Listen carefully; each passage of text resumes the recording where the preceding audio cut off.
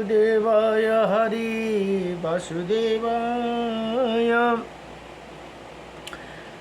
हरि ओम।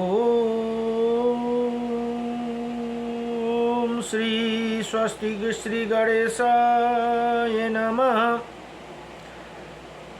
ओम श्री सरस्वती नमः। ओम श्री वेद पुरुषाय नमः। ओम श्री मात्र पेत्र चरण कमलेभ्यो नमः। ओम श्री गुरु चरण कमलेभ्यो नमः। ओम समस्त कुलदेवता चरण कमलेभ्यो नमः। ओम समस्त पितृदेवता चरण कमलेभ्यो नमः। कृष्णं नारायणं वन्दे कृष्णं वन्दे व्रजप्रियं कृष्णं द्वैपायनं वन्दे कृष्णं वन्दे प्रीताशुतं वासुदेवं सुतादेवकं सचारुणमर्दनं देवकी परमानन्दं कृष्णं वन्दे जगद्गुरुं। मुकुं करोति वाचालं पङ्गुं लङ्घयति गिरिं यत्कृपातमहं वन्दे परमानन्दमाधवम्। कस्तूरितिलकं ललाटपटले वक्षौ स्थूले कौस्तुभं नासाग्निवरमौक्तिकं करतले वेणुकरे कङ्कणम्। सर्वज्ञ हरिचन्दनसुललितं कण्ठे च मुक्तं बली गोपास्त्रीपरिवेष्टितो विजयते गोपालचूडामणिः। वंशी विभूषितकर्णं नवनीरदाभत पीताम्बरनारुढमिमाफलधरोष्ट पूर्णेन्द्रसुन्दरमुखः रवीन्द्रनेत्रात् कृष्णात् परं किमपि ततोऽहं न जाने। सच्चिदानन्दरूपायं विश्वोत्पत्यादिहेतवे त्रापत्राय विनाशाय श्रीकृष्णाय वयं नमः। ॐ कृष्णाय वासुदेवाय हरये परमात्मने प्रणतक्लेशनाशाय गोविन्दाय नमो। जय जय श्री राधे जय जय श्री राधे मेरी स्वामिनी। मैं राधे झूठी रात जन्म जन्म दीजियो मोहे श्री चरण कुवास। जन्म जन्म दीजियो मोहे श्री वृंदावन को वास। जय जय राधा रमण हरि जय जय नवल किशोर जय जय गोपी चितचोर प्रभु जय जय माखन चोर। जन्म जन्म दीजियो मोहे श्री चरण कुवास। जन्म जन्म दीजियो मोहे श्री वृंदावन को बस। नारायणं नमस्कृत्यं नरं चैव नरोत्तमं देवीं सरस्वतीं व्यासं ततो जयमुदीरयेत्। ओम श्री परमात्मने नमः। ओम गुरुर्ब्रह्मा गुरुर्विष्णु गुरुर्देव महेश्वरः गुरुर्साक्षात् परं ब्रह्म तस्मै श्री गुरवे नमः। अखण्डमण्डलकारकं व्याप्तयनं चराचरं तत्पथं दर्शितं येनं तस्मै श्री गुरवे नमः। ओम नमो भगवते वासुदेवाय गुरु कै चरण मेरो काशी प्रयाग सदा चरण को वास मिलो सदा चरण को वास मिलो ब्रजरस को मुरली धुन त्यो ब्रजरस को मुरली धुन त्यो मनमा सदा मेरो गुन्जिरहो गुरु कै चरण मेरो काशी प्रयाग सदा चरण को वास मिलो गुरु कै चरण को चरण अमृतले सकल शरीर यो भीजी हो कृष्ण नाम को माला जपी जपी राधा नाम को माला जपी जपी अंत समय प्राण छुटो गुरु कै चरण मेरो काशी प्रयाग सदा चरण को वास मिलो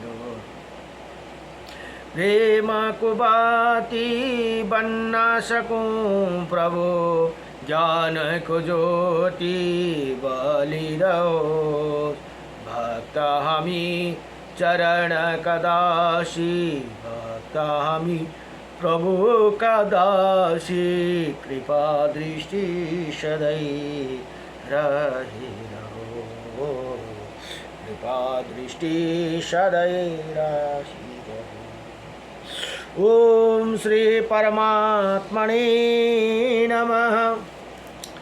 स्तोत्रवलीमा एउटा महत्त्वपूर्ण स्तोत्र छन् जुन श्री विष्णु अष्टविंशति नामक स्तोत्रम भनेर। अब यहाँ अर्जुनले भगवान कृष्णसँग प्रश्न गर्नुहुन्छ। श्री अर्जुनो वाचा किन्नो नामं सहस्राणि जपते च पुनः पुनः यानी नमानि दिव्यानि तानि चक्षुष केशव। हे भगवान केशव, मनुष्य 12,000 नाम जप क्यों करते, उनका जो आपका दिव्य नाम उनका वर्णन करे। अब संक्षिप्तमा 1000 नाम जपको फल के हो भनेर यहाँ भगवानलाई सोध्नुभयो। अब श्री भगवान वाचा भगवान भन्नुहुन्छ मत्स्यं कुर्मं वरां च वामनं च जनार्दनं गोविन्दं पुण्डरीकाक्षं माधवं मधुसूदनं पद्मनाभं सहस्राक्षं वनमाली हलायुधं गोवर्धनं हरिकेशो वैकुण्ठं पुरुषोत्तमं विश्वरूपं वासुदेवं रामनारायणं हरिं दामोदरं श्रीधरं च वेदंगं गरुडध्वजम् अनंत कृष्ण गोपालं जपते नास्ति पातकं गावं कोटिप्रदनस्य असुनिधस्य कन्यादानं शास्त्रणं फलं प्राप्नोति मानवम्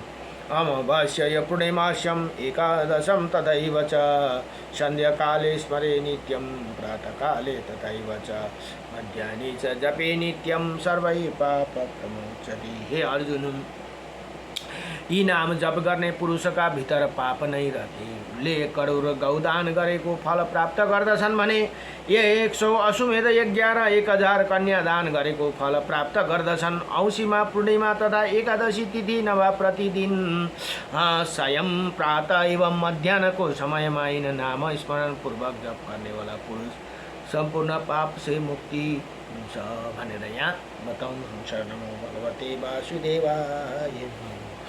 नारायणं परं ब्रह्म नारायणं परं तप नारायणं परं देव सर्वनारायणं सदा। श्रीरामाय रामभद्राय श्रीरामचन्द्राय वेदसी श्रीरघुनाथाय नाथाय सीताये पतये नमः।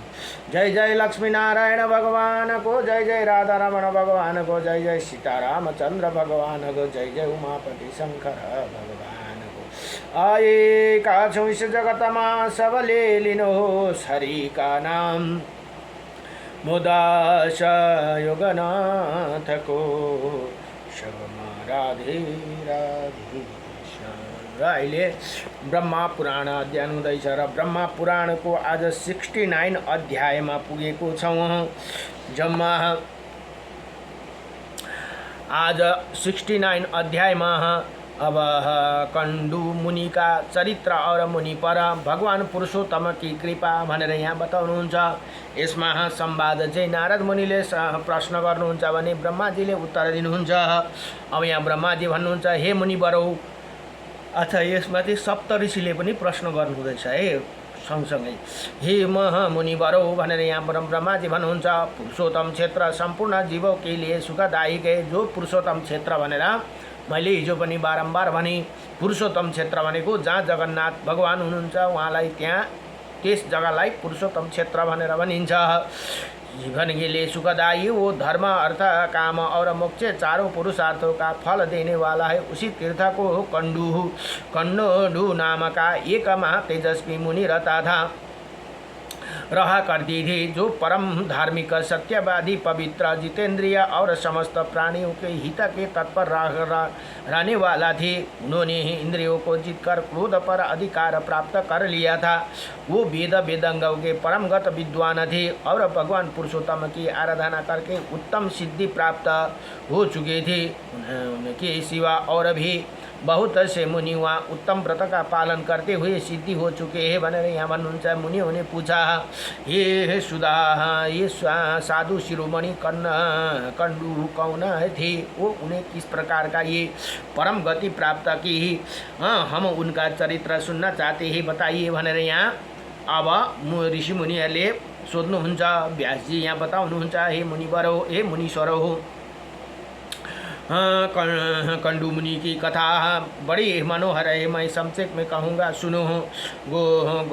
गौतमी गोमती नदी के परम मनोहर एकांत तट पर जहाँ कंद मूल फल समिधा पुष्प और कुशा आदि का अधिकता थी, कुंडू मुनि का आश्रम था। वहाँ सभी ऋतुओं के फल और फूल सुलभ थी। केले का उद्यान उसी आश्रम की शोभा बढ़ा रहे थे। उसी कुंडू मुनि के व्रत उपवास नियम स्नान और मोहन संयम आदि के द्वारा बड़ी भारी एवं अत्यंत अद्भुत तपस्या की वही ग्रीष्म ऋतु के पंच अग्नि ताप सहते वर्षा में खुली वेदी पर सोते और हेमंत ऋतु में भीगे वस्त्र धारण करके कठोर तपस्या करते थे।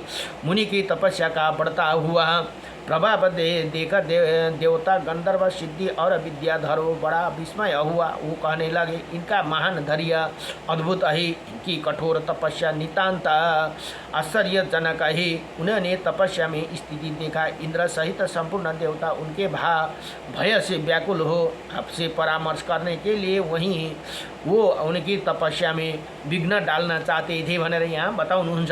भगवान के स्वामी इंद्र देवताओं का अभिप्राय जानकर एक सुंदरी अप्सरा को बोली, हे प्रमलोचे तुम शीघ्र कुंडू मुनि के आश्रम पर जाओ। मुनि वहाँ तपस्या करते हैं, उनकी तपस्या विघ्न डालने के लिए तुमको भेजा जाता है। सुंदरी तुम शीघ्र ही वहाँ के चित्त में क्षोभ उत्पन्न करो भनेर यहाँ बताइए। अब प्रमलोचना बोली, हे सुरश्रेष्ठ, मैं सदा आपकी ही आज्ञा का पालन करती हूँ, किंतु इस कार्य में तो मैं जीवन का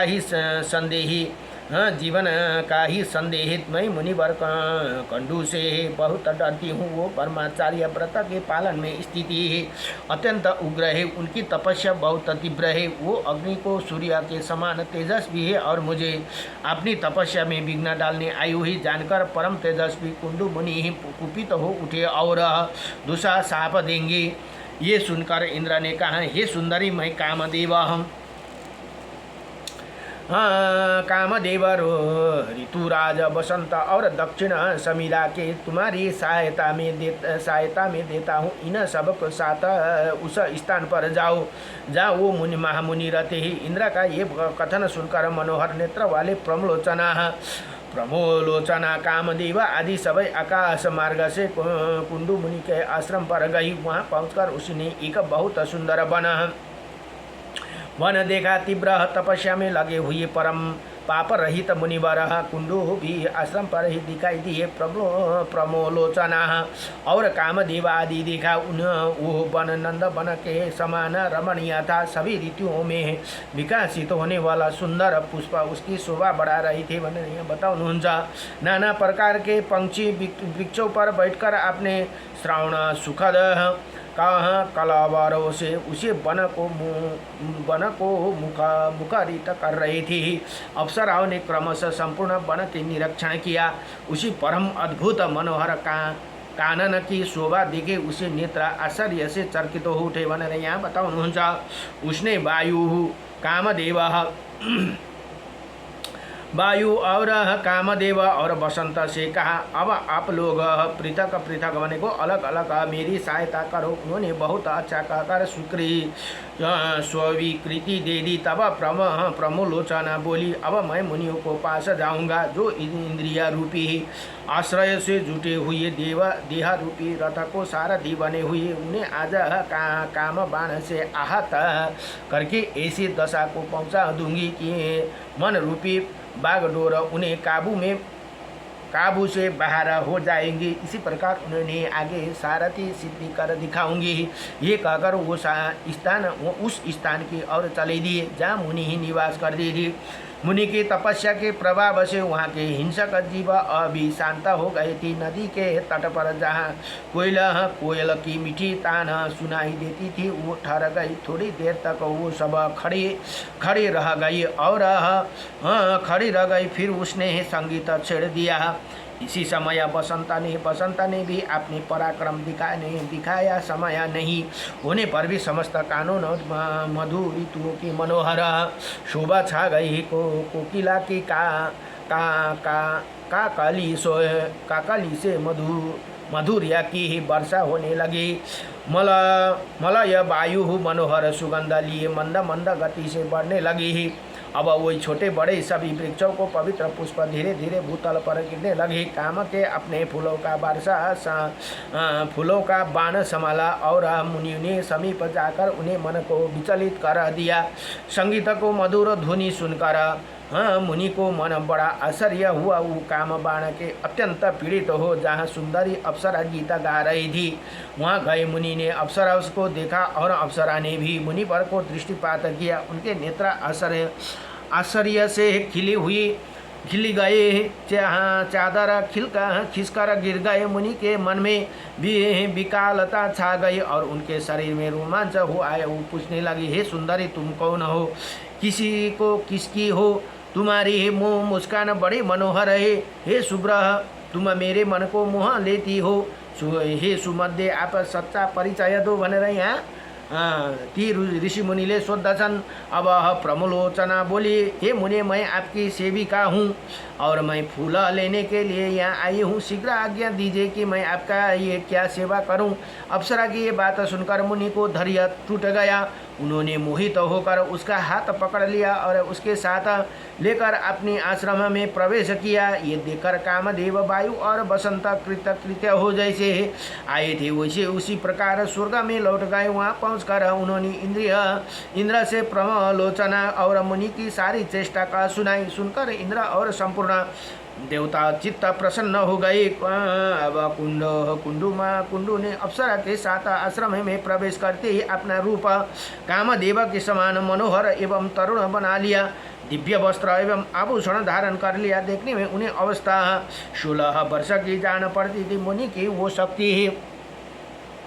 शक्ति देखकर प्रमोलोचना बड़ा आश्चर्य हुआ। अहो इनके तप शक्ति अद्भुत है, ये कहकर वो बहुत प्रसन्न हुई।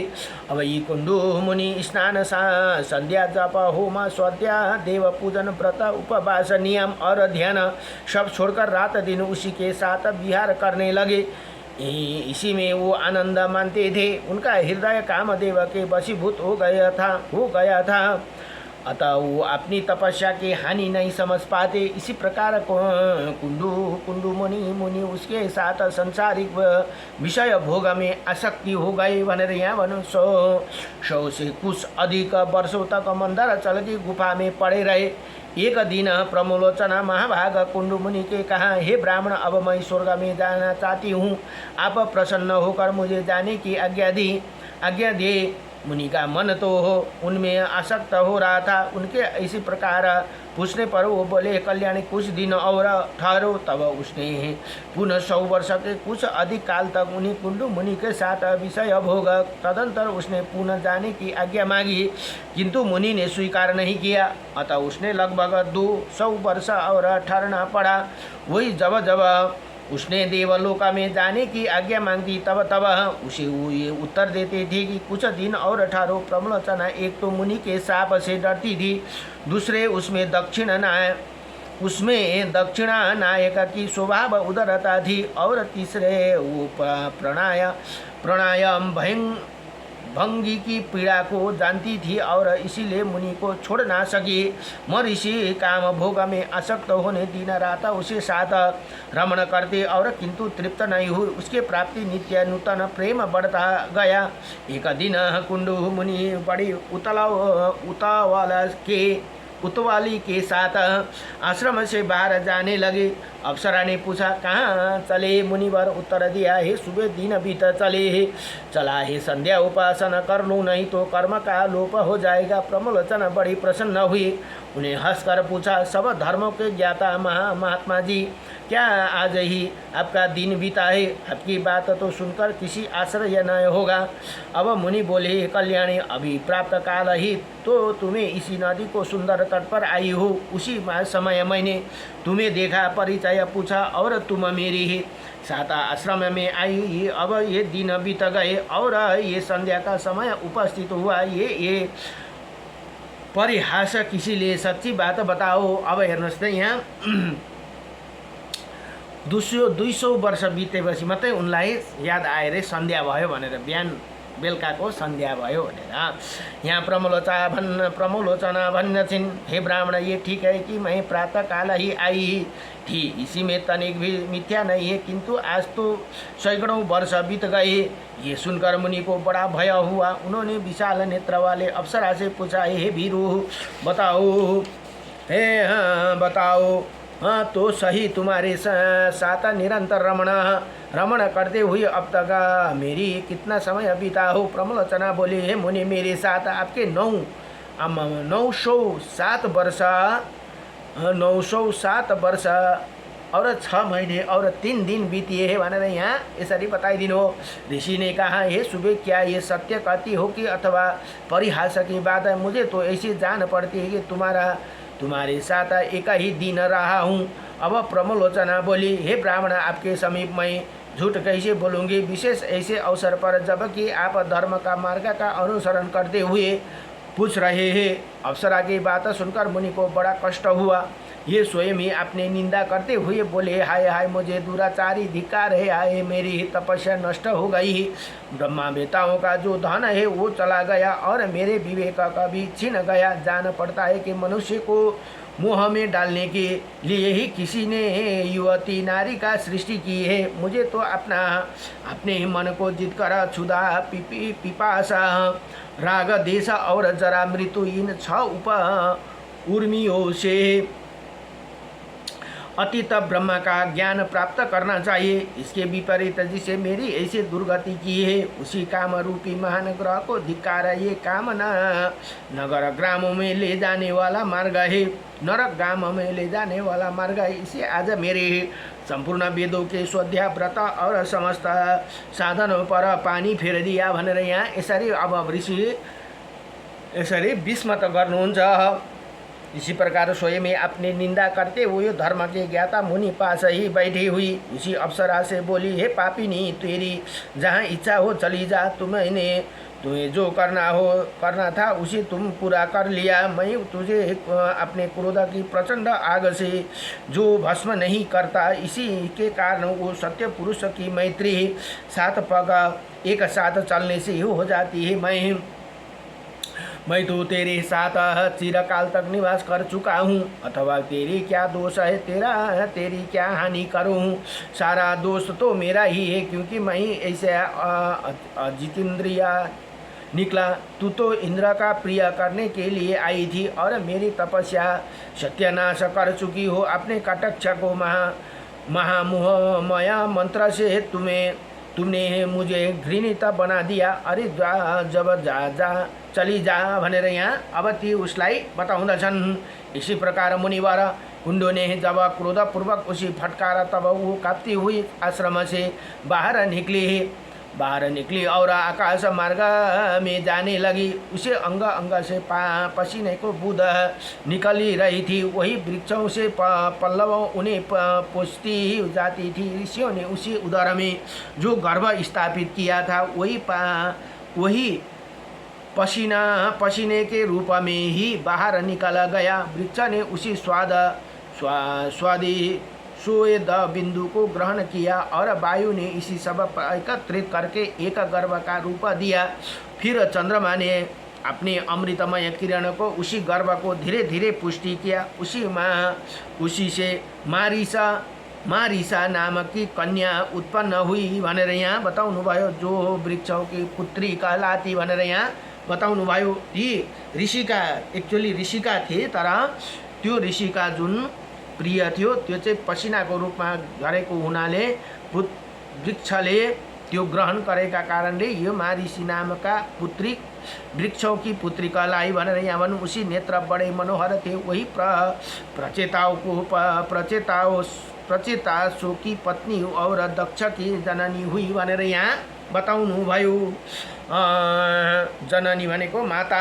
इधर महर्षि कुंडू तपस्या क्षीण होने पर श्री विष्णु के निवास स्थान पुरुषोत्तम क्षेत्र में गए। वहाँ संपूर्ण देवताओं के सुशोभित श्रीहरि का दर्शन किया। ब्राह्मण आदि चारों वर्ण और आश्रम के लिए लोग भगवान की सेवा में उपस्थित थे। पुरुषोत्तम क्षेत्र और भगवान पुरुषोत्तम का दर्शन करके मुनि ने अपने कृत्य माना और वहाँ अपनी दोनों बाह ऊपर करके उठाकर एकाग्र चित्त होकर ब्रह्मा पार स्तोत्र का जप करते हुए वो भगवान की आराधना करने लगे।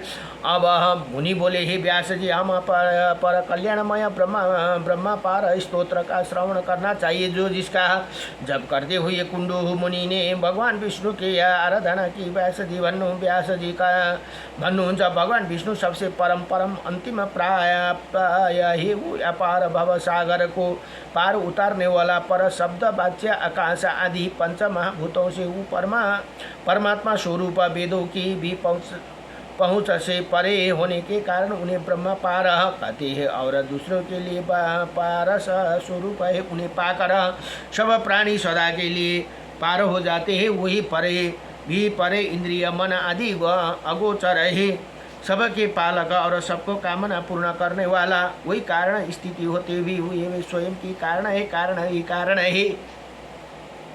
परम कारण भूत प्रकृति के कारण भी वही है भनेर यहाँ यसरी बताउनु भयो। अब कार्यों में भी उनकी स्थिति और इसी प्रकार कर्म और कर्ता आदि के अनेक रूप का धारण करके संपूर्ण विश्व की रक्षा करते हुए ब्रह्मा ही प्रभु है, ब्रह्मा ही सर्वेश्वर है, ब्रह्मा ही प्रजापति तथा अपनी महिमा से कभी च्युत न होने वाला वही ब्रह्मा अविनाशी नित्य और अजन्मा ही वही क्षय आदि संपूर्ण विकारों को संपर्क से रहित भगवान विष्णु है। वही भगवान पुरुषोत्तम की अविनाशी है, अजन्म एवं नित्य ब्रह्मा है। वही प्रभाव से मेरे राग आदि समस्त दोष नष्ट हो जाए भनेर यहाँ बताउनुहुन्छ। मुनि का ऐसा ब्रह्मा पार स्तोत्र का जप सुनकर वो उनकी सुदृढ़ भक्तियों का पराभक्ति को जानकर भक्त वत्सल भगवान पुरुषोत्तम बड़े प्रसन्न हुए और उनके पास जाकर बोले, हे मुने, तुम्हारे मन में जो अभिलाषित है वो उसी कहो, मैं तुम्हें वर देने के लिए आया हूँ। सुबह तुम कोई वर मांगो। देवादिदेव भगवान चक्रपाणी ने ये वचन सुनकर मुनि साहस आंखें खोल दी और देखा भगवान सामने खड़े हैं। उनका श्रीअंग तीसी के फूलों की भांति तीखे नेत्र पद्म के पत्र के समान विशाल है। हाथों में शंख चक्र और गदा शोभा पाते ही मनोहर। माथे पर मुकुट और भुजाओं में भुजबंदा सुशोभित है। चार भुजा और अंग से उदरता टपकती है।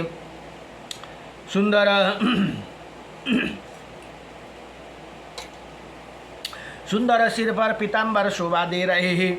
श्रीवत्स चिन्ह युक्त वत्स स्थल बनमाली वशीभूत श्री हरि समस्त शुभ लक्षणों से युक्त दिखाई देते हैं। उनके श्री अंगों को सब प्रकार का रहस्यमय आभूषण शोभा पाते। श्री अंग दिव्य चंदन लगा और दिव्य हार उनके शोभा बढ़ा रहे हैं। इसी प्रकार भगवान की झांकी देखकर हम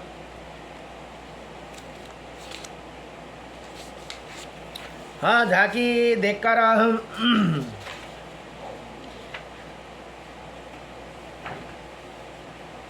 झांकी देकर कुंडू मुनि के शरीर में परोमांस हो आया। उन्होंने दंड की भांति पृथ्वी पर गिरकर साष्टांग प्रणाम किया और कहा, आज मेरी जन्म सफल हुआ, आज मेरी तपस्या फल मिल गया। ये कहकर मुनि को भगवान को स्तुति आरंभ की। भनेर यहाँ भन्नुहुन्छ ये कुंडू मुनि बोले, हे नारायण, हे हरे कृष्ण, हे श्री वत्संगा, हे जगतपति, हे जगत बीज, हे जगदम्बा, जगत साक्षिता, आपको नमस्कार है। ये अव्यक्त विष्णु, आप ही सबको उत्पत्ति करने हैं। प्रकृति पुरुष दोनों में उत्तम होने वाले आपके पुरुषोत्तम, वो कहते हैं कमल नयन गोविंद जगन्नाथ, आपको नमस्कार है। आप हिरण्य गर्भ लक्ष्मीपति पद्मनाभ और सनातन पुरुष, ये पृथ्वी आपका नाभि है। आप ध्रुव और ईश्वर हरिकेश, आपको प्रणाम है। आप अनादि अनंत अजय और विजय पुरुष की श्रेष्ठ, आपकी जय हो। श्री कृष्ण, आप अजित और अखंड है। श्रीनिवास, आपकी नमस्कार है। और आप ही बादल और धूप वर्षा और गर्मी करने वाला, आपका पार पाना कठिन है। आप बड़ी कठिनाई से प्राप्त हुए दुख और पीड़ाओं को नाश करने वाला ही हरि है। जल में शयन करने वाला नारायण, आपको प्रणाम है। अव्यक्त परमेश्वर, आपका संपूर्ण भूतों का पालक ईश्वर, आपके भक्त भौतिक तत्वों को आप भी क्षुधा होने वाली नहीं। संपूर्ण प्राणी आपके ही निवास करते हैं। आप ही सब भूतों के आत्मा है और संपूर्ण भूत आपके गर्भ में स्थिति, आपको प्रणाम है। और आप यज्ञधर, यज्ञदाता और अभय देने वाला यज्ञ, और हम आपके गर्भ में स्थिति, आपका श्री अंग सुवर्ण समान कांतिमान, प्रिसिंग गर्भ, कृष्ण गर्भ, और आपको प्रणाम है। आपका क्षेत्रज्ञ, क्षेत्रपालक, क्षेत्रहंता, क्षेत्रकर्ता, जितेंद्रिय, क्षेत्र आत्मा, क्षेत्र रहित और क्षेत्र स्रष्टा है। अब आपको प्रणाम है। गुणालय, गुणवास, गुणाश्रय, गुणावाह, गुणभोक्ता, और गुणराम और गुणत्यागी, ये सब आपका ही नाम है। आपका ही है, आपको प्रणाम है। आप ही श्री विष्णु है और आप ही श्री हरि और चक्र कहलाती है। आप ही श्री विष्णु और आप ही जनार्दन और आप ही षष्ठकार कहे गए भूत भविष्य और वर्तमान के प्रभु भी आप ही। आप भूतों के उत्पादक और अव्यक्त सबकी उत्पत्ति कारण होने के आप भव कहलाते हैं। आप संपूर्ण प्राणियों की भरण पोषण करने वाले हैं। आप ही भूत भावन देवता है। आपको अजन्म और ईश्वर कहते हैं। अब आप विश्वकर्मा है। ये श्री विष्णु है या शंभु है और वृषभ की आकृति धारण करने वाला आप ही शंकर, आप ही शुक्राचार्य, आप ही सत्य, आप ही तप और आप ही जाना लोक ही। आप ही विश्व विजेता, कल्याण शरणगत, पालक, अविनाशी, शंभु, स्वयं ज्येष्ठ और परम पारायण, परम आश्रय ही। आदित्य, ओंकार, प्राण, अंधकार, सूर्य।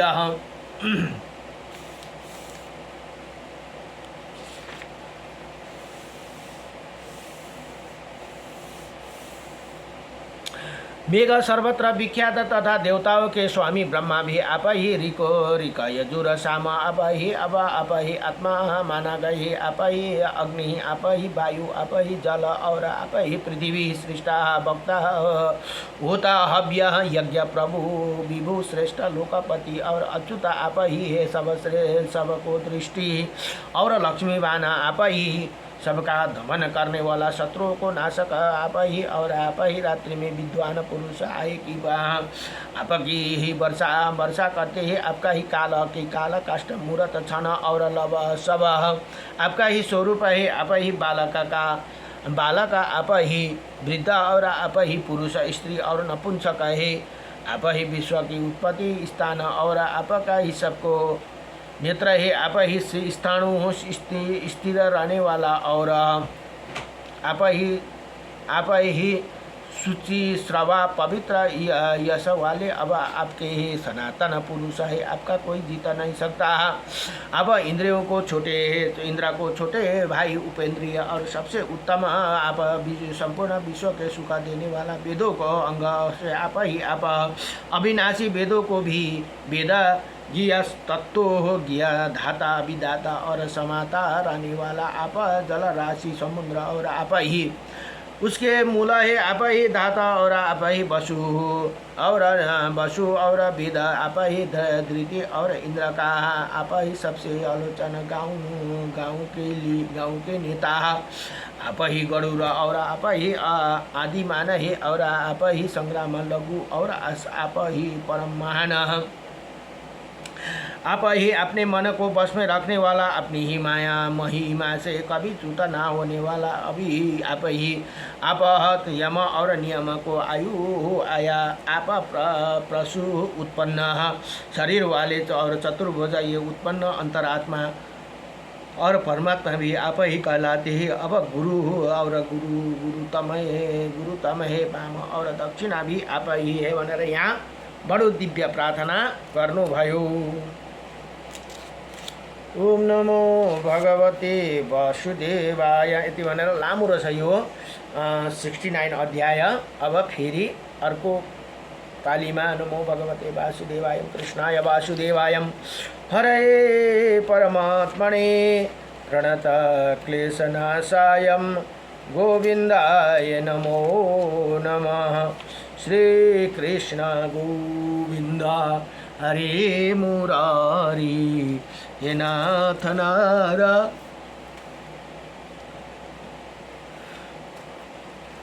वासुदेवं श्री श्याम नारायण ये मुकुंद।